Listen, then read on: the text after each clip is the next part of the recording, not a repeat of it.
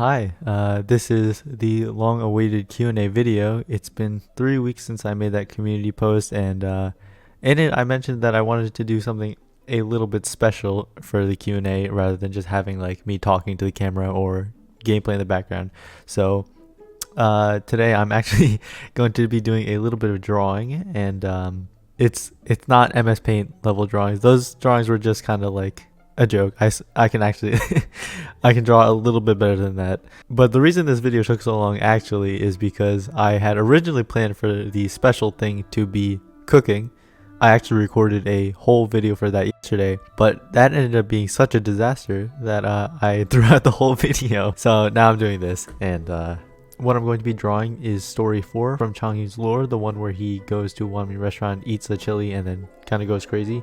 I just really like the story. As you can tell, I did a little bit of a sketch beforehand just so that I wouldn't be completely lost, but let's get right into it. Alright, first question by Bakugo Duck. What made me start doing YouTube? Well, to be honest, there were a few different things that made me want to start doing YouTube. First of all, I've been watching YouTube since I was like really little. Like, I think I was like 8 years old or something when I first watched How to Be Ninja. And yeah, pretty much YouTube has always been one of my main forms of entertainment. I never really had anything that I was passionate enough about that I thought I could make good YouTube videos on. So for example, when Valorant was coming out, I was like dead set on making YouTube videos for that game. But then once the open beta came out, I played it a little bit, and I ended up not really liking it that much. I assumed that I would like the game because I really liked CSGO, and I was also getting into League of Legends at the time. But then when I ended up playing it, I just didn't end up liking it. And then actually in the middle of last year, I found out that my friend who I'd known for 4 years in real life, Astelik, she had a YouTube channel, and she was actually like really successful, and it kind of like opened my eyes to like, you don't have to be some super special person just to make good YouTube videos and start a following. I also actually edited a few videos for her, and then I was like, yeah, I feel like I could make good YouTube videos. And then at that point, I had been really into Genshin. I had been playing for like a few months every day, and I felt that I was knowledgeable enough about the game to make good YouTube videos about it. But yeah, I really do believe that if you're passionate about something and you are able to convey that passion through your work, then I think it's possible for pretty much anyone to be successful on YouTube. Next question by Porima. Not sure if that's how it's said. I'm sorry. They asked, what made me start doing the kinds of videos that I do?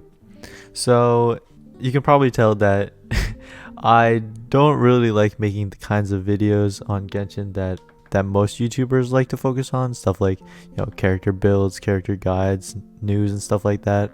I really like to focus on stuff that's a little bit more analytical, stuff that's a little bit more thought-provoking, and that's because that type of content is what I personally really enjoy watching on YouTube. Like stuff that either teaches me something new or makes me see something that I already know in a new way. I just think that type of content is super interesting, and coming from communities like League of Legends and Pokemon, those types of games don't really get continuous updates, like new content updates. So content creators for those games have to get really creative. Like they have to get really creative with the types of stuff that they make content on. I think that's pretty inspiring, to be honest. So then I started looking for that type of content for Genshin, and I was actually pretty surprised to find out that there really wasn't that much of it. So I felt, you know what, I feel knowledgeable enough and capable enough to make those types of videos, so that's what I'm gonna do. And I'm glad that a lot of people like that different kind of content, because I think it is really interesting, and I just love sharing my interest of it.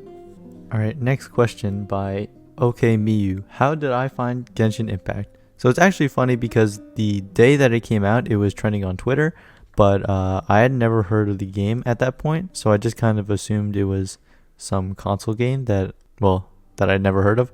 I don't own a PlayStation or an Xbox. I've always been a PC and sometimes a Nintendo kind of guy, so I didn't really look into it. But later that day, I was chilling with the boys in a Discord call, and I think we were trying to like set up a League of Legends lobby or something, and then my friend Thomas mentioned that he wanted to play Genshin, and we're all like, what is that? Because none of us really knew about the game. And then he streamed it to the channel, and we were all just like, wow, this game looks really, really cool. So then we all downloaded it.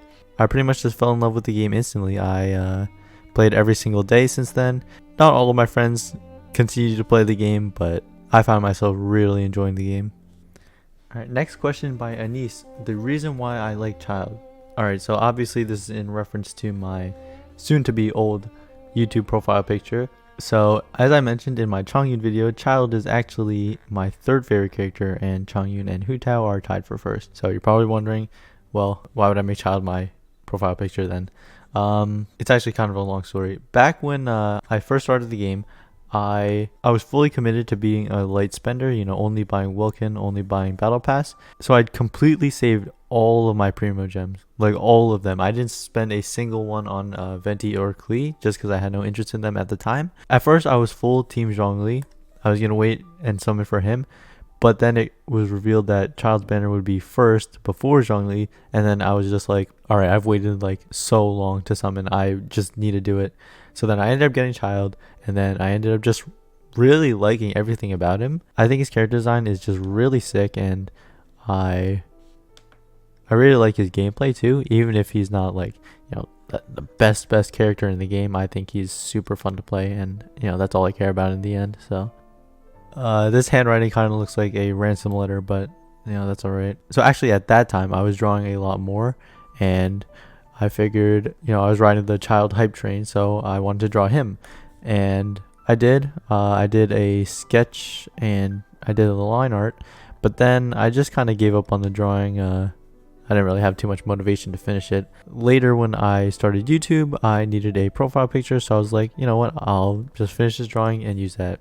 So the thing about fan art, you know, most people would probably have just, you know, decided to use a random piece of fan art as their profile pictures, but I have a lot of respect for digital artists because, you know, it's so easy for their stuff to get like stolen, reposted, all that kind of stuff. So I really never want to use someone else's artwork to, like, you know, promote my own stuff unless I specifically commission that artist.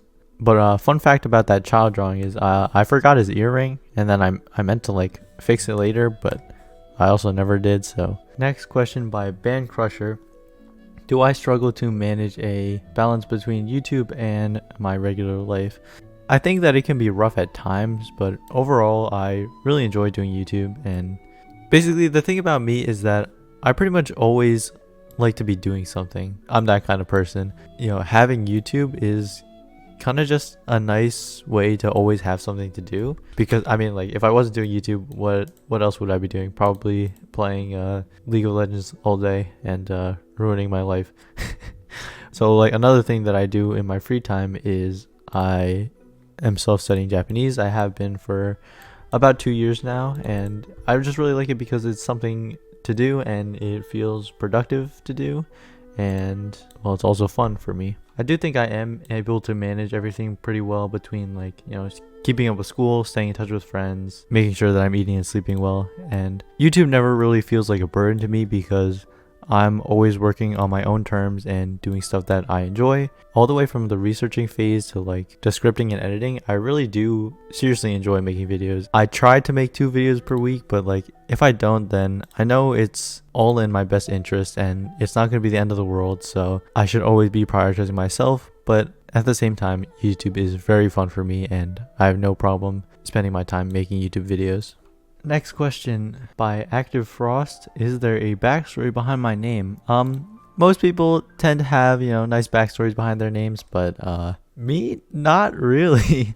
If I'm gonna be honest, I'm pretty sure I just made it up one day because I was like tired of my old usernames and I thought they were too long, or I didn't like the fact that they had numbers in them, so I was just like, alright, time for a new name. My favorite color has always been red. Flame, fire has always been like my favorite element in things like Pokemon and Avatar: The Last Airbender, so RedFlaim. The misspelling is, I mean, I guess I was probably into playing first-person shooters at the time, like CSGO, so maybe that's why, because I feel like I have decent aim in those games, but the misspelling is more so, I think, to make the name unique and not taken in like every website ever. Woohoo asks, who is my favorite character design-wise, backstory-wise, and personality-wise? So I've got different characters for each of those. Character design-wise, I'm gonna have to go with Childe, just because I really like the different features he has on his outfit. Things like his mask, his scarf. I think the fact that his scarf is like the indicator for his elemental skill and it turns into flowing water, I think that's just like the sickest thing ever. And he makes cool poses when he does his stuff too, so I just feel like there's a lot to like about his design. Backstory wise, I feel like maybe Fischl, just because she takes the Chunibyo archetype, but I think that she's written in a way that it puts a unique spin on it, like the fact that her parents originally encouraged it, but then they kind of broke her heart when they told her that she should grow up, basically.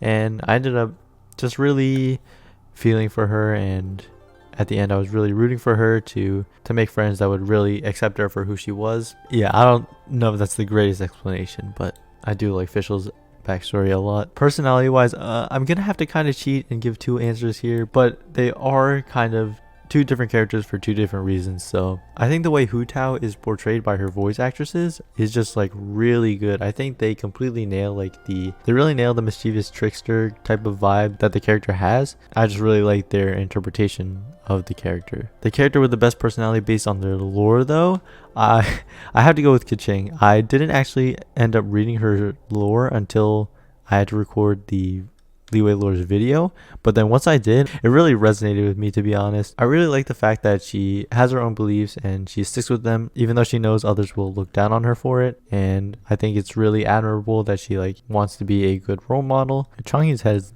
looking kind of flat here, I'm not gonna lie. Also, the fact that she's a secret Rex Lapis fan and has a shelf dedicated to him. I mean, first of all, that's just really cute, but also, I used to be pretty insecure about liking anime when I was in middle school, but now I have a much bigger appreciation for the things that I find joy in, and I like sharing those things with other people. Next question by Skibby. What would be my ideal playable character, weapon, element, body type, abilities, etc.? So a lot of different people ask me some form of this question, but personally I want a cryo one-handed sword user. I know we already are getting Ayaka in the future, but I want this character to have a blacksmith sort of theme. I think it's kind of surprising that there are two alchemist characters in the game but no blacksmiths, and I just really like the blacksmith just kind of archetype, I guess. I think it can make for a really interesting character. I don't care about body type. For the abilities, I want them to create a second sword using their elemental skill, out of ice or something. You can probably tell what I had in mind when I thought of that. But next question, Oreo Milkshakey asks, how do I choose video topics? So I have a list I have a list of every single video idea I ever come up with. Pretty much if anything ever just comes to me, I make sure to write it down, because it doesn't matter if that idea is really good or if it ends up being really bad. Every idea is worth considering at least. So I have a list of, I think, at least 30 different ideas written down. All right, next question by Ouijas. Am I going to open a Discord or do more streams? So the thing about Discord is, from my experience within other public Discords, I've learned that running a Discord well can go a really long way, but also that it's pretty hard to run a Discord well. So for that reason, I'm just kind of apprehensive about it. I do think it would be nice to have a little bit more direct interaction with you guys, but I don't know, as of right now I'm just kind of putting the idea on hold. Streaming, I do like streaming and I do want to continue to get better at it, but the thing is, I only want to stream if I feel like there's a good reason for me to, if there's a new update, if there's a new banner out, stuff like that. I will continue to stream whenever there's something new in the game that I want to play on, but I don't think I'm going to be doing anything like weekly streaming or anything like that, because at the end of the day, I'm much more comfortable with regular video making. Alright, this is where Shangling comes in, and let's see if I can draw her right. Next question by Only Me ST. They actually asked 3 questions, but I liked all 3 of their questions, so I'm going to answer all of them. First one, have I ever experienced a very hard decision or a very hard time in my life? What was it, and what do I say about it for everyone? Well, the thing is, I'm only 19, so I wouldn't really consider myself having learned that many important life lessons.